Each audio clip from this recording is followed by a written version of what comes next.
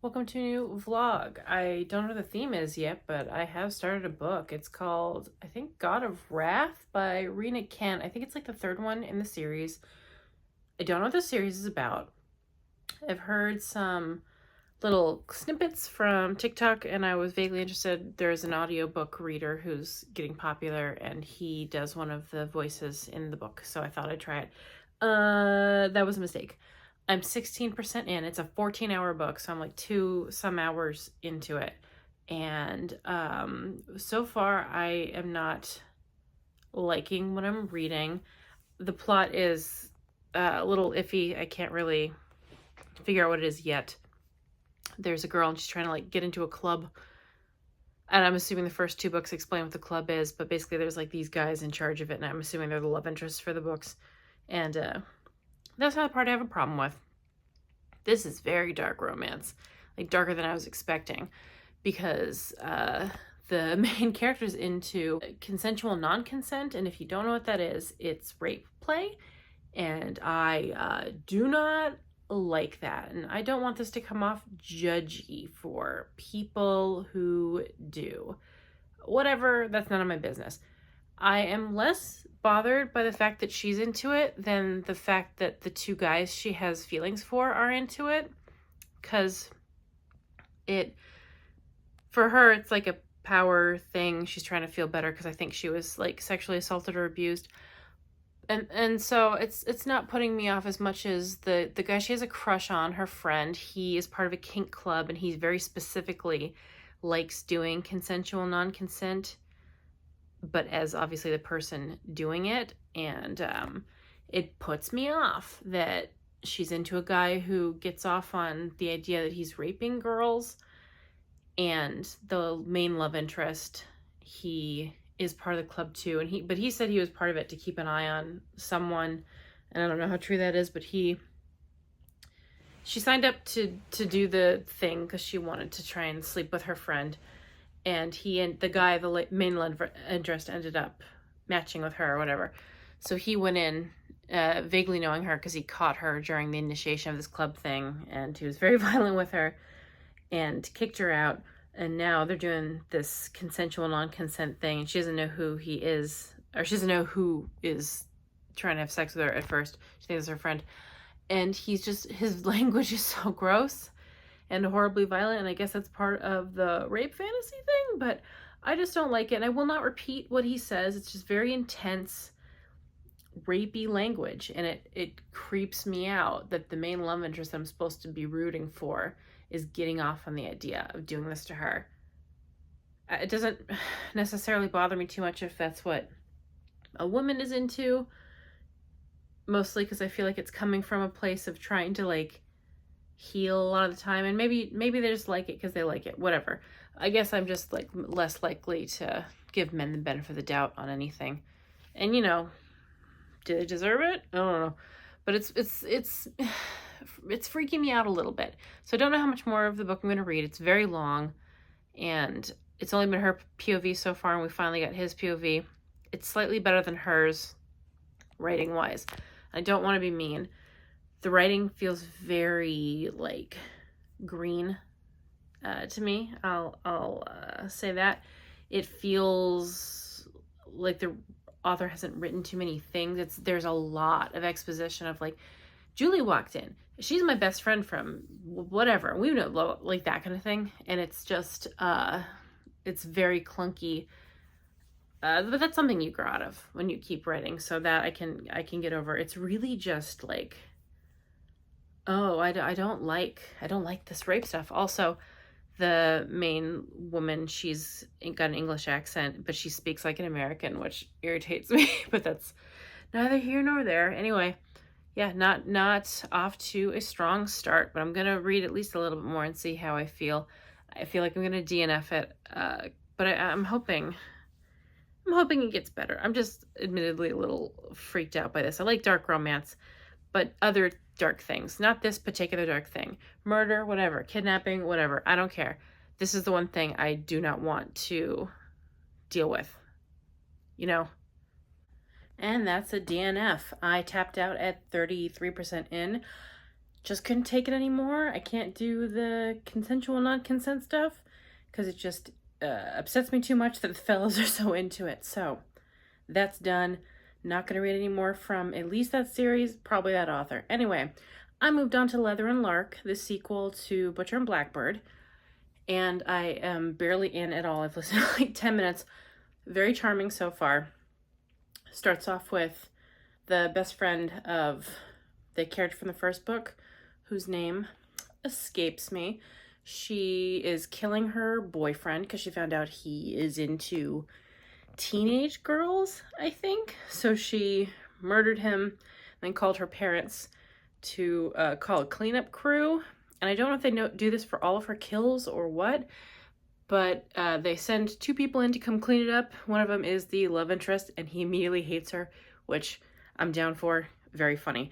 So far, I like the tone of this much better than the first one. I'm hoping it keeps up with that. I think I just like hate to love better than friends to lovers.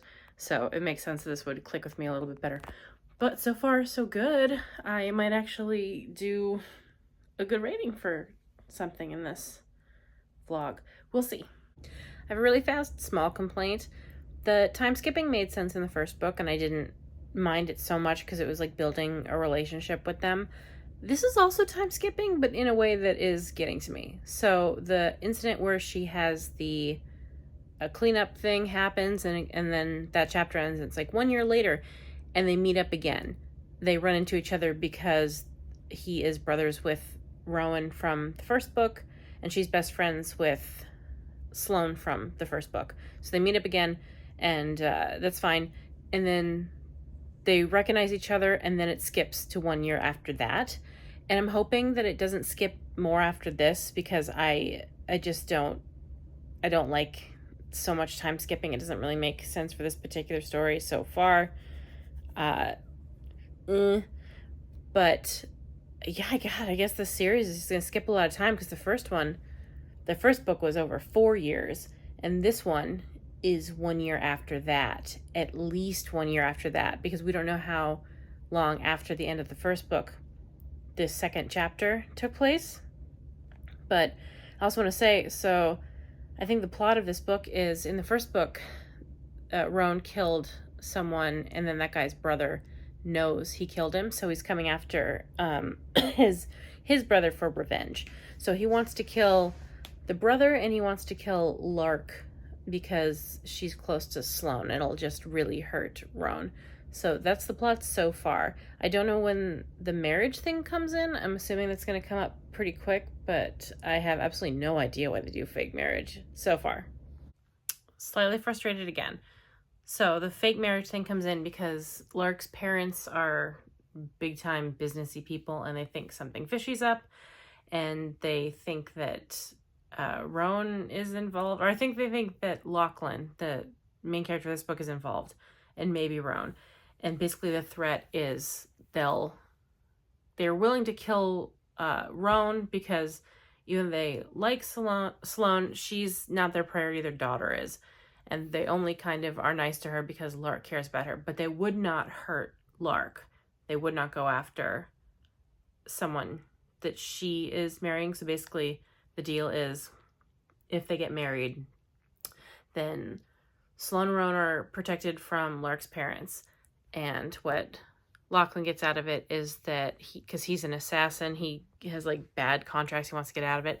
She's going to help him kind of get out of the situation he's in, which is great premise. What I don't like is that she proposed this to him at Sloane and Rowan's wedding, and then we go to another chapter, and he didn't agree to it. She just proposed it to him, and she's like, well, tell me if you agree. Tell me by the end of the night.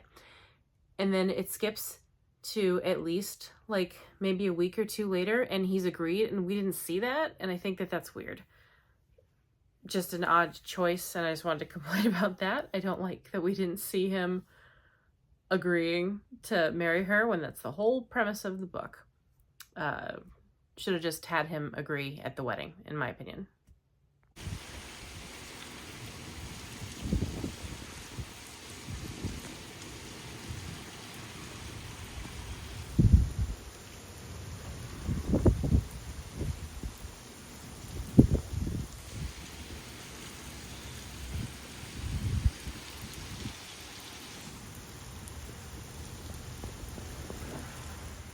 So overall, I liked Leather and Lark a whole bunch more than I liked the first book. I was pleasantly surprised that it kicked up like significantly for me. I liked the characters better. I thought the story was more interesting than such a chopped up kind of relationship explained, because I tried to skip so much time in the first book that I felt like there really wasn't much going on because of that. This one was a little different. I don't want to spoil anything. All you need to know is the marriage of convenience kind of thing. And I like it way better than the first one. I don't know if I'm going to read the third one. It's definitely on my list, but I saw that it was like a friends with benefits thing, and I don't love that premise. So I heard a noise. I don't know what it was. It's very late at night. Anyway, that's probably fine. Anyway, so I'm trying a new thing. I'm going to try reading books physically. I have sort of begun. I'm starting with Flawless by Elsie Fisher. I got a few new books the other day. This one, and I got, one second. I also got Wild Love by Elsie Fisher, which I think got picked up by Amazon to be a show. I'm not positive one of these did. I think her series are a lot of single parent stuff and cowboy stuff. And I believe her series are all different characters each book, but they take place in the same town, which is fun. This is the other book I got. 7 Year Itch by Amy Dawes. I think this is the second book in the series, but they're standalone romances, so it's fine. And one of the brothers that gets a book, apparently his book is the last book in a different series altogether, so I have to imagine not real an issue. But I'm very paranoid about my endeavor. I'm a little bit in, like 30 pages.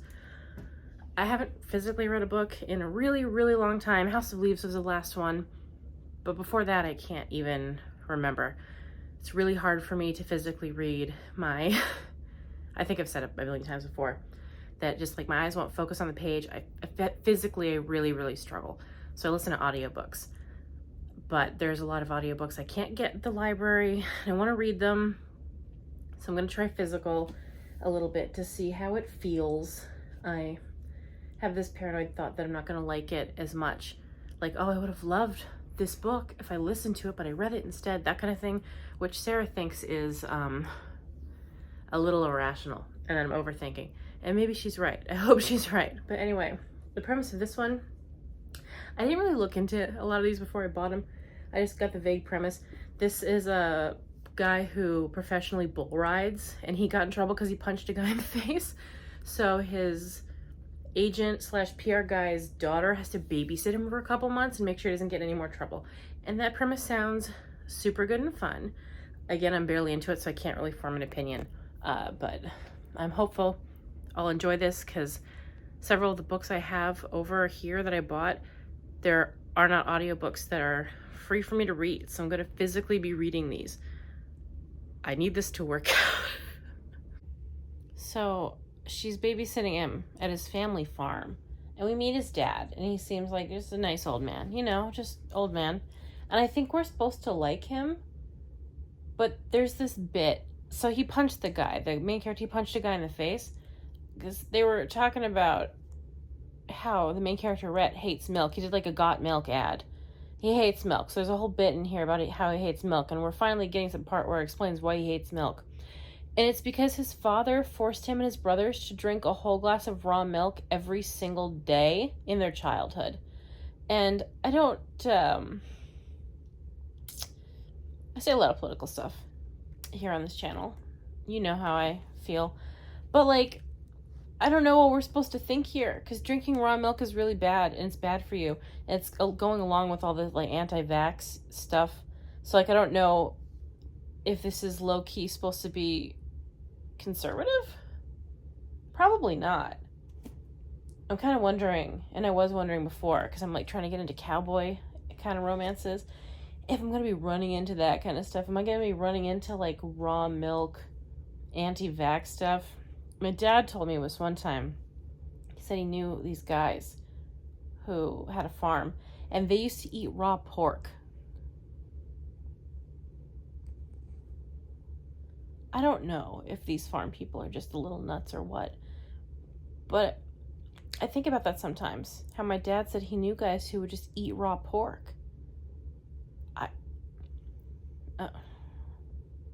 I don't know. Don't do that. Don't drink raw milk. Don't eat raw pork.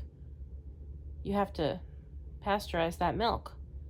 You will eventually get sick, if not immediately. So, I mean, they're not playing it off. Well, he did say it was borderline child abuse. Not borderline. If you make your kid drink poison, that's child abuse. What are we doing? We're making truffles. Oreo truffle. Yeah. We have My disgusting. hand is suffering for it. We have disgusting butterscotch ones in the fridge right now. Yeah. Yeah, we do. But I wanted to pop in with my thoughts on physically reading. I won't talk about the book itself here, I guess, but the experience of physically reading, which has been more fun than I was expecting. Cujo, are you okay? He's having an existential crisis. Aren't we all? But I've been trying to read a little bit before bed every night. And it's been fun. It's definitely, it feels a lot different than just passively listening. Because, you put your phone down or your book down to look at your phone and the story's not still continuing. So there's a lot of starting and stopping. But, I'm enjoying it. I'm having a good time. It's not as hard as I thought it would be on my eyeballs. Good. Are you reading anything? No. No? I re-entered a reading slump. Listen, it's hard for me. What happened? We live in America, and worse, we live in Texas. Yeah, I can understand that. Today we're 24 hours post bill. Yeah. And it's been a stressful 24 hours with me and my boyfriend discussing if he should drop his Hispanic-sounding last name and take my white last name when we get married so that he feels safe. And saying that our kids should have my last name because they're already going to probably look like him, and that's going to cause issues because we're in Texas. So it's been fun. Anyway, we're doing these. We could have just stayed in Arizona. We could have. Which you might think that's not much better, is it? And actually, you're wrong. It's way better. It's actually, significantly better. There's human people in Arizona, whereas Texas, just a lot of hillbillies. But yeah, truffles. I have to put them in the freezer. Yeah, and I'm going to fix this situation. Here, I'll help you. See you later.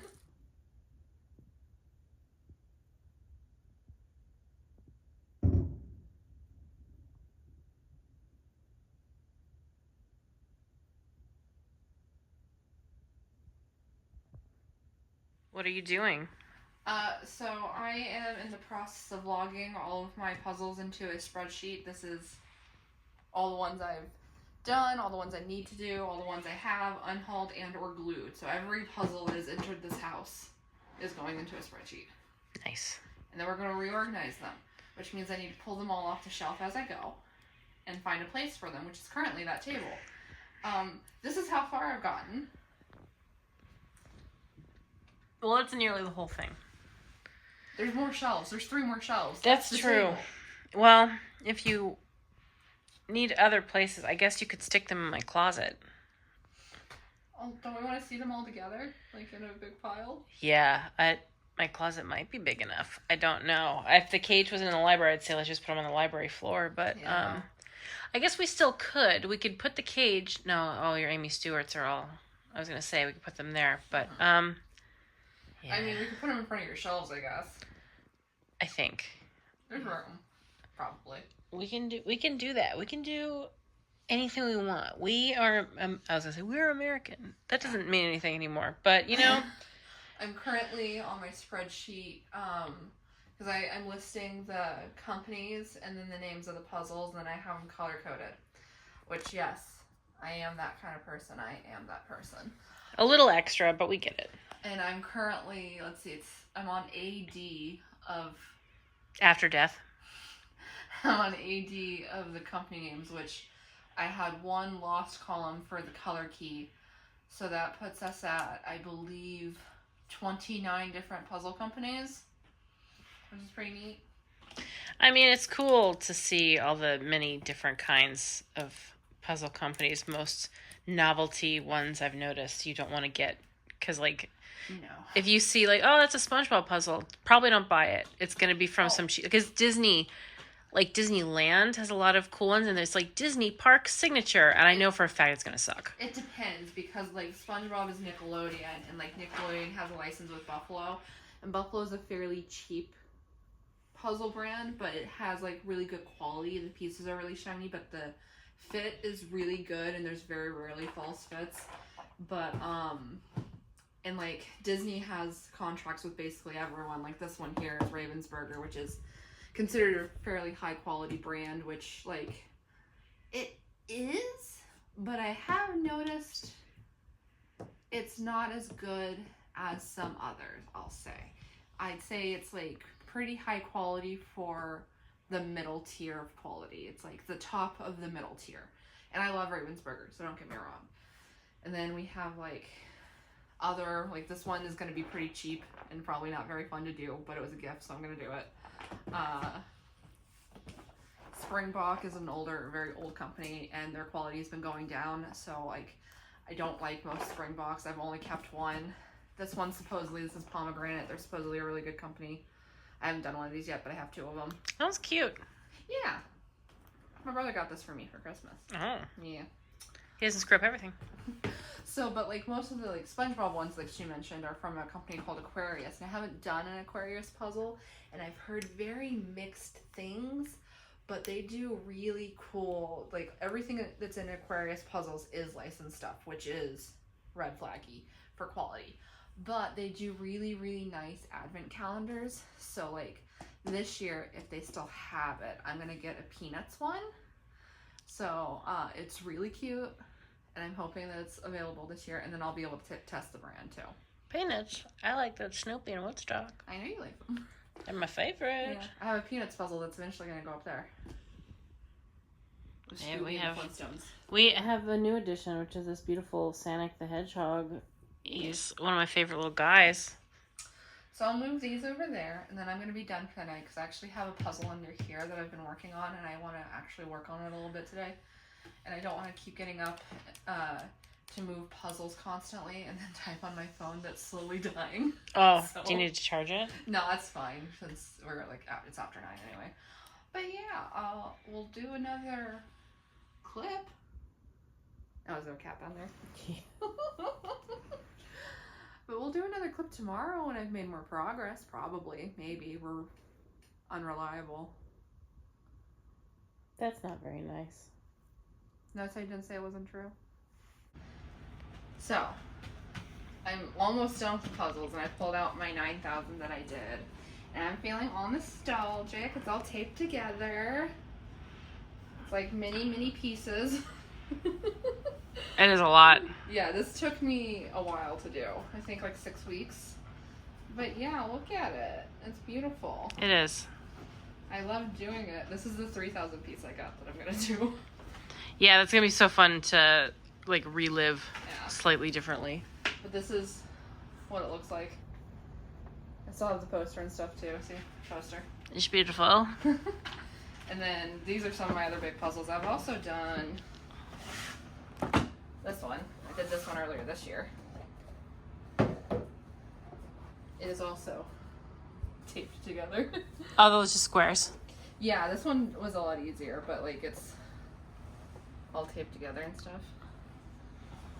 And then this is what this one looks like. You tilt it a little bit, the reflection. Oh, that's very busy. I loved it. That's terrifying. That's my favorite. I love when it's busy. Ooh. Like this one, super busy. I haven't done this one yet, but I look forward to it. That's cute. Yeah. Also, don't try and lift that. You'll hurt yourself. Was that for your birthday? Yeah, my dad got this for me for my birthday. Same artist as this one. This is in 4 bags. I'm going to start it soon. It looks insane. Yeah, I'm going to start it soon. Glad that box is in good condition, because the other one came in shredded condition. Mm-hmm. Yeah, I'm doing intros soon. And when intros are done, I'm going to start this. So, pray for me for intros, honestly. Yeah, and she's got the puzzles all over here. Yeah, honestly, it's a whole thing. Honestly, this isn't that bad. You should see some other people in their puzzle collections. You've only been doing this for a little while. Give it some time. Alright. Who wants to do an introduction? It's your thing. Sarah, introduce. What are we doing here, Sarah? She's got a bubble gun. I do got a bubble gun. Are we ready? Yeah. Don't shoot yourself, please. Oh my god. Oh, should we do it with the lights out? No, we should do it with the light above the Yeah. shower on. Okay. Here, can you flip the big one off?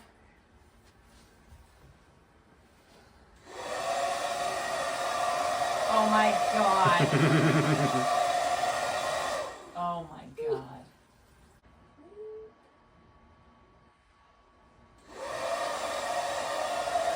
Oh my god. It's so good.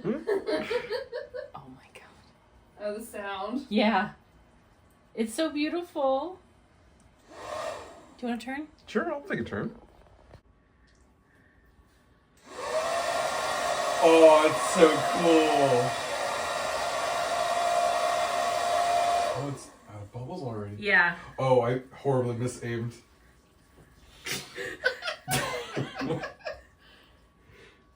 That's probably fine. Sorry if I look ragged. I just finished watching the musical Next to Normal and I had feelings about it. But this is not the time or place for that. You should go watch it. The Pro Shot is on PBS.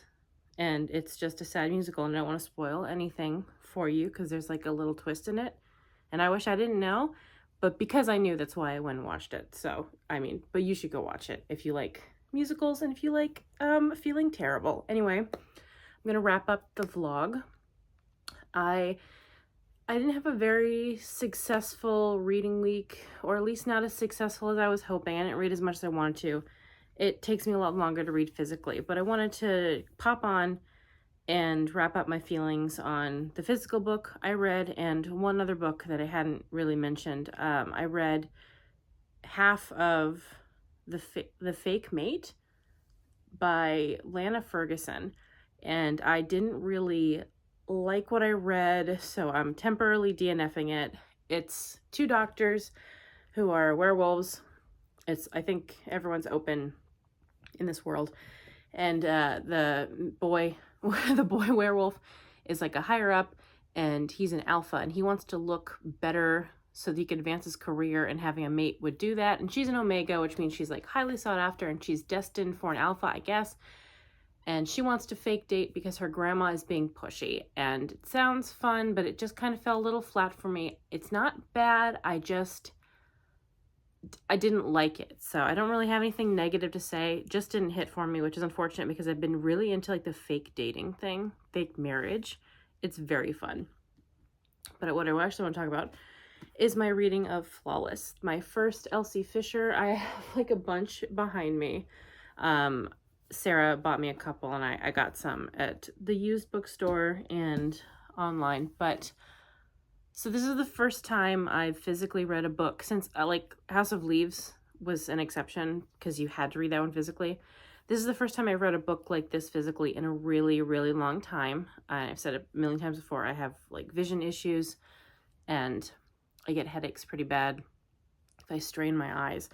So I was worried that this wasn't going to work out. And I also had a fear that reading physically wasn't going to feel as good as reading or listening because you have voices saying it and people are acting it. And especially nowadays where a lot of audiobooks are duet narrated. So the male love interest does like all the boy voices, girl does all the girl. And it's very neat. I like it a lot. Sounds like audio dramas. And I thought, oh, maybe I can't connect to a book physically anymore. And I am pleasantly surprised I was actually wrong. So I think I said the premise of this, which is a professional bull rider gets in some trouble and his agent's daughter has to babysit him and they fall in love. That's all the details I'm going to give because this was mostly about how I felt about physically reading. And it was interesting. My fears of not connecting were unfounded because kind of immediately I felt closer to it, you know, like I was connecting more with it specifically because I was physically reading it because it was taking so much more time. I was looking at the pages, I was looking at the names, And it was just like, I made it all in my head. I made the voices in my head and the faces in my head. It was all up to me. So immediately there was like this closer bond I kind of had. And not to say that I'm fully changed. I'm just going to do physical reading from now on because I love audiobooks. I need to be able to listen to something while I'm doing things. But I am happy that I was wrong about this because it would have just been kind of devastating, I guess, if the physical reading part of my life was fully over. But it's not, and I'm optimistic. I have this whole shelf here other than... Oh no, I haven't read any of these. I moved the ones I read. So these I haven't read any of. I'm going to physically read all of those and see where it goes. Other than House of Leaves and like comic books, which are way different. I think this is the first time I physically read a book in years and years and years. So it was a bit of a trip. But also, I guess I should say, I do recommend this. It was fun. I bought the rest of the series, I think. That's terrible to say, I think. Like, I don't know. But yeah, I am positive about the rest of the series. They're on the way. So on that side, yes, I recommend it. But I also recommend trying a different medium for reading if you're nervous about it. I might be looking into reading ebooks soon because Sarah's mom offered to let me use her Kindle Unlimited, and I have an iPad, so I thought I could try that too. There's like a lot of stuff on Kindle Unlimited. I think all of these, for the most part, are free on Kindle Unlimited. So I might as well, try it. But I have been really struggling lately to find joy in reading again. I've been posting really consistently the last couple months on the channel. But like the last couple weeks, like this whole video took a couple weeks to record because I'm just not feeling good. Kind of generally, world stuff. I've been struggling quite a bit, so it's nice to be able to find some joy when sometimes it feels like it's all gone. So this little tiny thing is nice, and it's nice to like buy books again because other than like a couple JR Awards and like maybe one other thing, I got Lights Out a couple months ago and Iliad for my birthday and stuff. But other than that, it had actually been years since I bought any physical books. Everything I was doing was reading or listening to audiobooks. I just wasn't reading anything I cared about. I wasn't buying books, and it just kind of made me sad. But I am having fun getting books again, going to the used bookstore and just like trying things that are random and cheap. Yeah, Sarah says I should try and find joy. So I'm going to do that. Thank you for watching. Go try Elsie Silver. She's fun and they're cowboy books. So I'll see you next week. Bye.